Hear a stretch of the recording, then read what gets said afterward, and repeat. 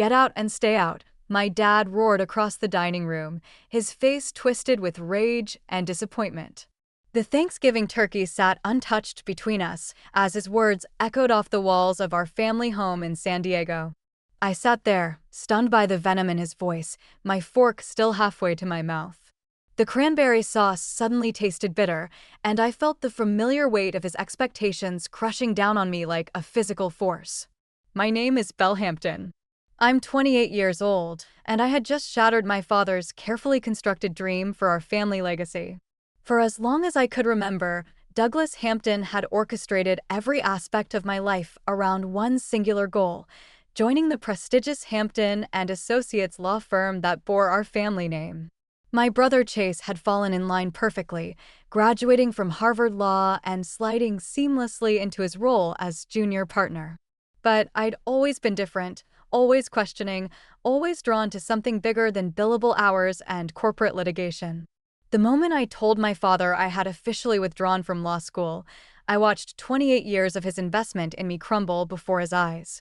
He had spent decades building Hampton and Associates into one of San Diego's most respected family law practices, and in his mind, I had just thrown it all away. My mother, Janine, sat frozen beside him, her wine glass trembling slightly in her manicured hands. She had perfected the art of silent agreement over the years, never challenging my father's vision for our family's future. "You're a disgrace to everything this family has built," Douglas continued, his voice dropping to a dangerous whisper that somehow felt more threatening than a shouting. "I've sacrificed everything to give you opportunities, and this is how you repay me."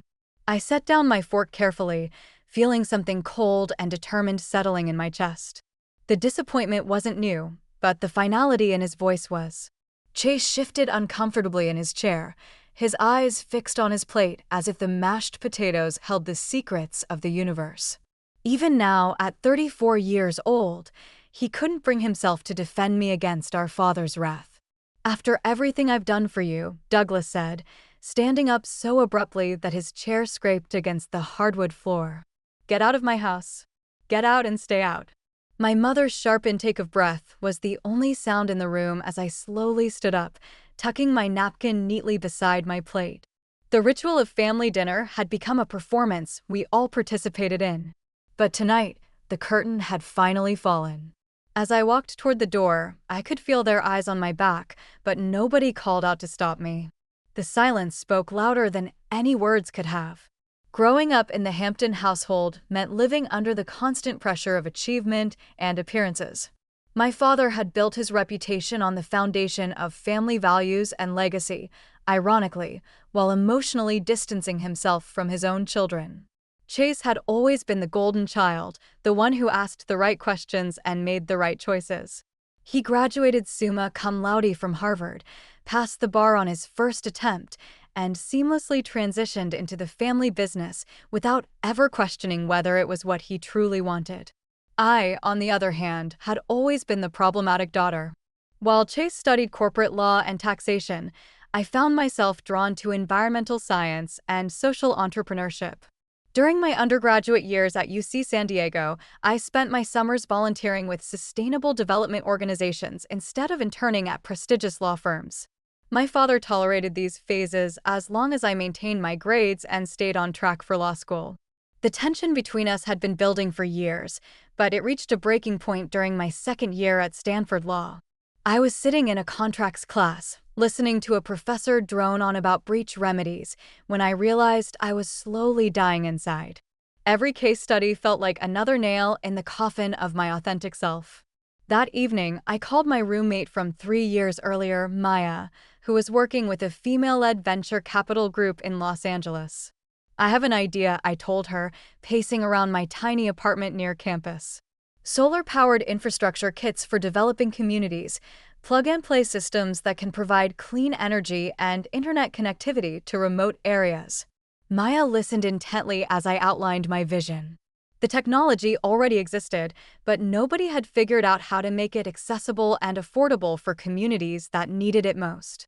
I had been researching the concept for months, sketching out business models on napkins and staying up late reading about microfinance and social impact investing.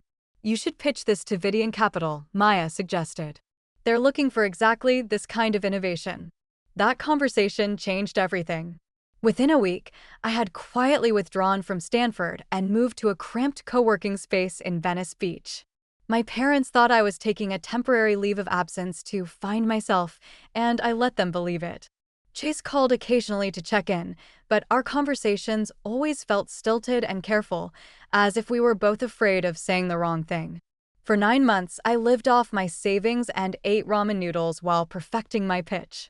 I submitted proposals to 17 different investment groups and received 17 rejections. Some were form letters, others were more personalized feedback about market viability and scalability concerns. Each rejection stung, but it also taught me something valuable about resilience and determination. My parents never asked about the specifics of my break from law school, and I never volunteered the information. The less they knew, the better. I was building something revolutionary, something that could actually change lives, but I knew they would never understand. The breakthrough came on a rain-soaked Tuesday in March, exactly 9 months after I had started this journey. I was sitting in the cramped Venice Beach co-working space, surrounded by empty coffee cups and crumpled papers, when my phone rang. The caller ID showed a number I didn't recognize, but something told me to answer it. Bellhampton, this is Jessica Chen from Vidian Capital. We'd like to schedule a meeting about your Sun Nest Systems proposal. My hands started shaking as I processed her words. Vidian Capital was one of the most respected social impact investment firms on the West Coast, led by women who had made their fortunes in tech and were now dedicated to funding companies that could create positive change. I had submitted my proposal to them 4 months earlier and assumed it had been lost in the shuffle when I never heard back. The meeting took place the following week in their sleek downtown Los Angeles office. I wore my only professional suit and carried a worn leather portfolio that had belonged to my grandfather. The conference room overlooked the city's skyline, and I tried not to let the intimidating setting shake my confidence as I set up my presentation. Jessica introduced me to the other partners, Dr. Amara Okafor, a Nigerian-born engineer who had revolutionized water purification technology, and Lisa Brennan, a former Goldman Sachs executive who had left Wall Street to focus on sustainable investing. These were women who had broken barriers and created their own paths, and I felt a spark of hope that maybe they would understand my vision. I presented my solar infrastructure concept with passionate precision, explaining how modular energy systems could be deployed in rural communities across Africa and South America.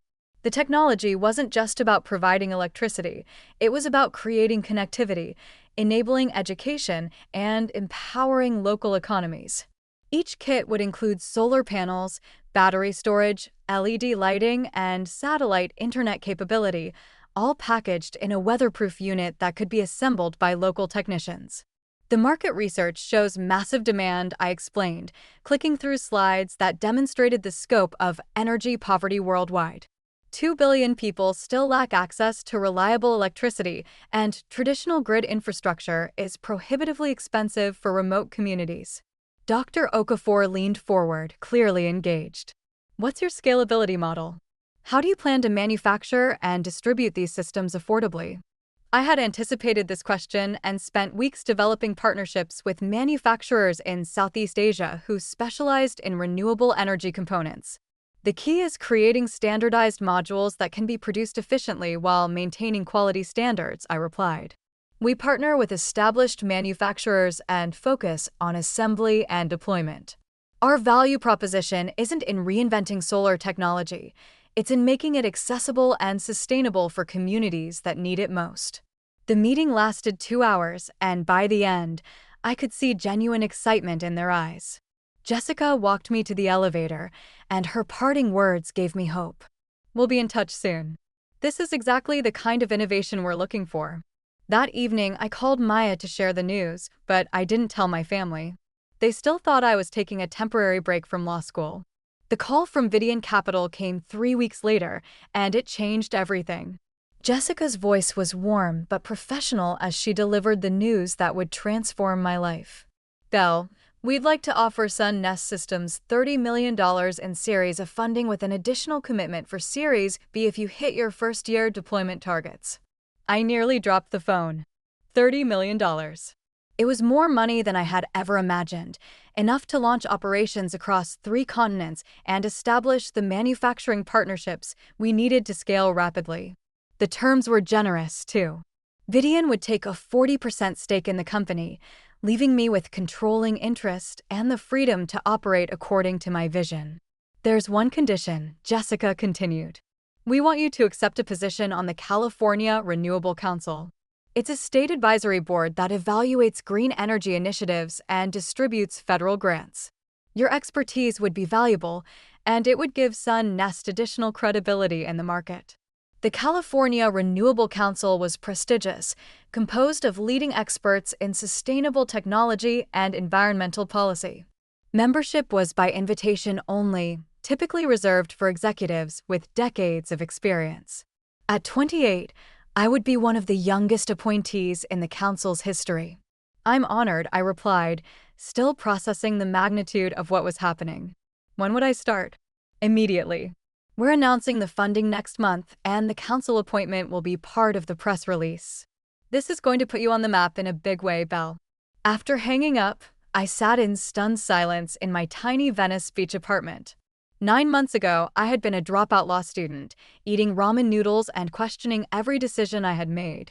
Now, I was about to become the chief strategy officer of a $30 million company with operations spanning multiple continents. The next few weeks passed in a blur of legal documents, media interviews, and strategic planning sessions. Vidian's team helped me establish a proper corporate structure, hire key personnel, and begin the process of setting up manufacturing partnerships. I moved out of my cramped apartment and into a modern loft in Santa Monica, finally able to afford furniture that didn't come from thrift stores. The press coverage was overwhelming. TechCrunch featured Sun Nest Systems as one of the top social impact startups to watch, and Forbes included me in their 30 under 30 list for social entrepreneurship. The attention was gratifying, but also surreal. I kept expecting someone to tap me on the shoulder and tell me there had been a mistake. Through it all, my family remained oblivious to my success. I had perfected the art of deflecting their questions about my plans, giving vague answers about exploring opportunities and taking time to figure things out. My father had stopped asking altogether after our last uncomfortable phone conversation, when he had again suggested I consider returning to law school before it was too late. Chase called occasionally, but our conversations felt increasingly distant. He was busy with a high-profile divorce case that was generating significant media attention for Hampton and Associates, and I could tell he was frustrated by my apparent lack of direction. In his mind, I was wasting my potential while he was building his career and contributing to the family legacy. "Dad's really worried about you," he said during one of our rare phone calls. "He thinks you're having some kind of quarter-life crisis." I almost laughed at the irony. While my father was worried about my supposed crisis, I was building something that would outlast his law firm by decades. But I kept that knowledge to myself, knowing that the revelation would be sweeter if it came as a complete surprise. The California Renewable Council position was officially announced in October, generating another wave of media coverage. My appointment was noted in several legal publications, including the California Bar Journal, but I didn't think my family paid attention to environmental news. The gap between my public success and my family's perception of my failure was growing wider every day. As Thanksgiving approached, the tension between my two worlds became almost unbearable. In the business world, I was being recognized as an innovative leader in sustainable technology. Sun Nest Systems had deployed our first pilot programs in Kenya and Guatemala, providing clean energy to over 5,000 people in remote communities. The success stories were pouring in, children studying by LED light instead of dangerous kerosene lamps, small businesses operating refrigeration units for the first time, and community centers offering internet access for education and communication. But to my family, I was still the disappointing daughter who had thrown away her legal career for undefined pursuits. The disconnect was painful, especially when I received updates about Hampton and Associates' continued growth and success.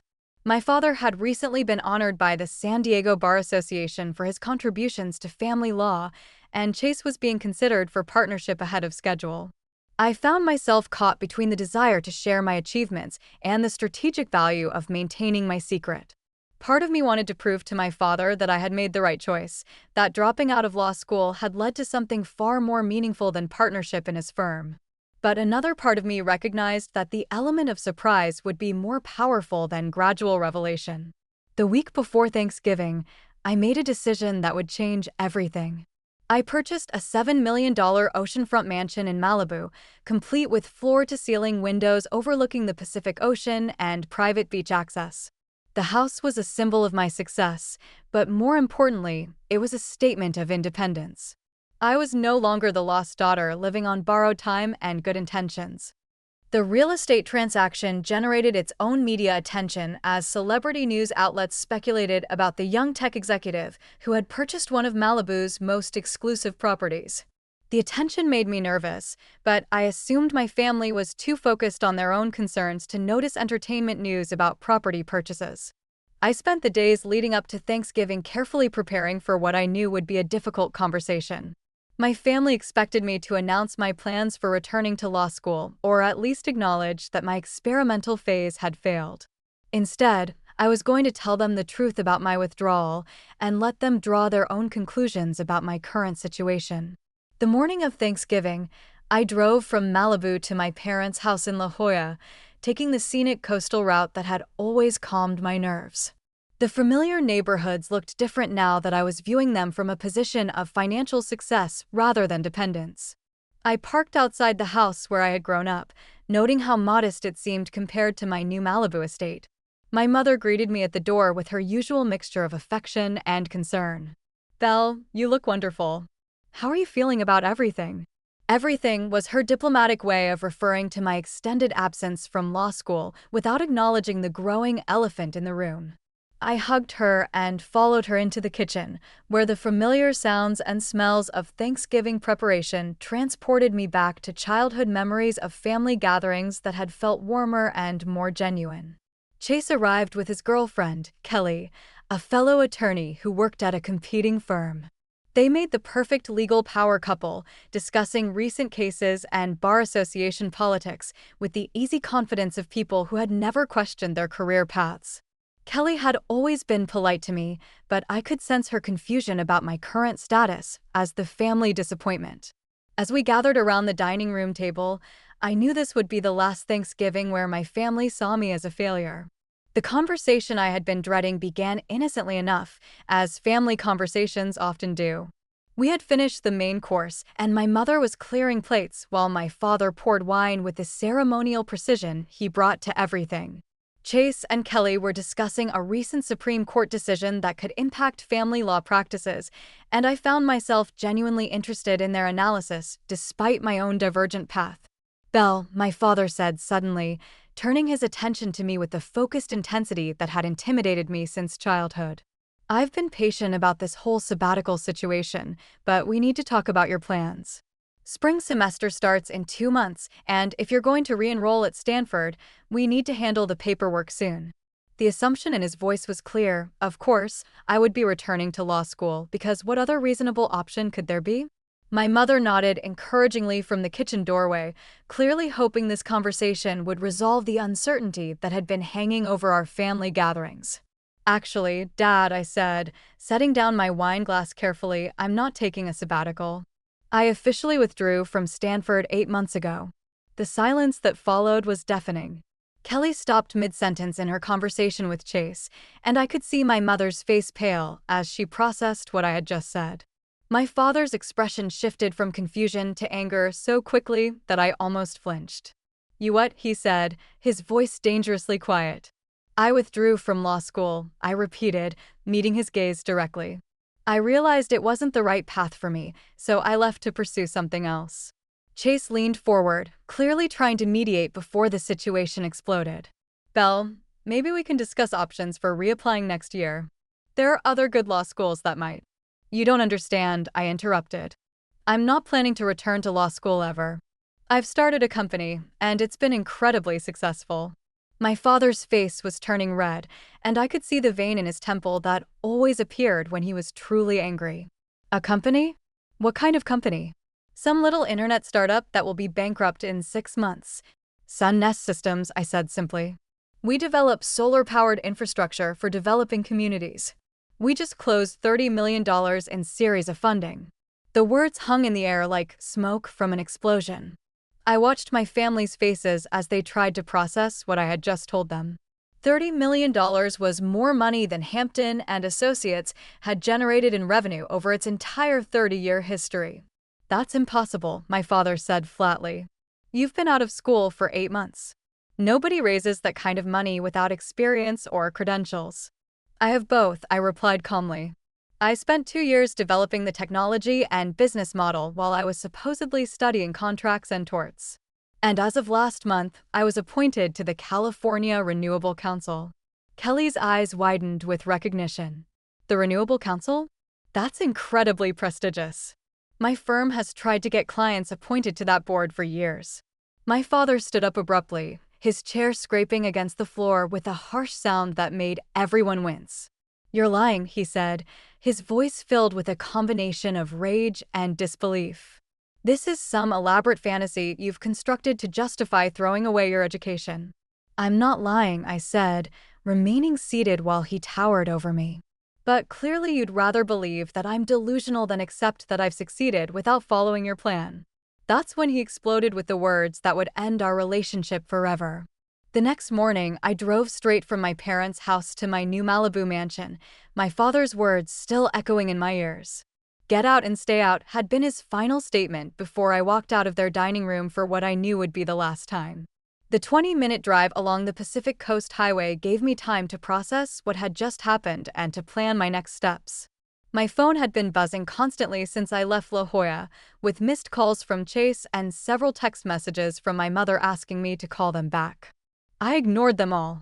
The time for explanations and reconciliation had passed the moment my father chose to believe his own assumptions rather than listen to the truth about my success. The moving truck arrived at noon, carrying the minimal belongings I had accumulated during my years of struggling to build Sun Nest Systems. Everything fit easily into 2 rooms of my sprawling new home, a stark reminder of how dramatically my circumstances had changed. As I unpacked my laptop and the framed photo of my first solar installation in Kenya, I felt a mixture of sadness and liberation that surprised me with its intensity. That afternoon, I called Jessica at Vidian Capital to discuss the timeline for our expansion into Central America. The conversation was energizing, focusing on concrete plans for deploying our technology to communities that desperately needed reliable energy access. As we talked about manufacturing partnerships and government approvals, I realized how much more fulfilling this work was than any legal career could have been. By the way, Jessica mentioned near the end of our call, we're getting some interesting inquiries about potential partnerships. Several law firms are reaching out about pro bono opportunities to support our community development work. Really? I said, suddenly interested. What kind of firms? Mostly environmental law specialists, but a few family practices too. There's apparently significant interest in the corporate social responsibility angle. I made a mental note to review those partnership proposals carefully. The irony of law firms wanting to associate with my success wasn't lost on me, especially considering my father's complete dismissal of my achievements just hours earlier. 3 weeks after Thanksgiving, I was reviewing grant applications in my home office when my assistant called with an urgent update. Belle, I thought you should know that Hampton and Associates submitted an application for the State Renewable Energy Grant Program. They're requesting $2 million for a sustainability initiative. I almost laughed out loud. Hampton and Associates had never shown any interest in environmental issues during my entire childhood. The fact that they were suddenly pursuing green energy grants seemed like a transparent attempt to capitalize on the growing market for sustainable legal services. What's the nature of their application?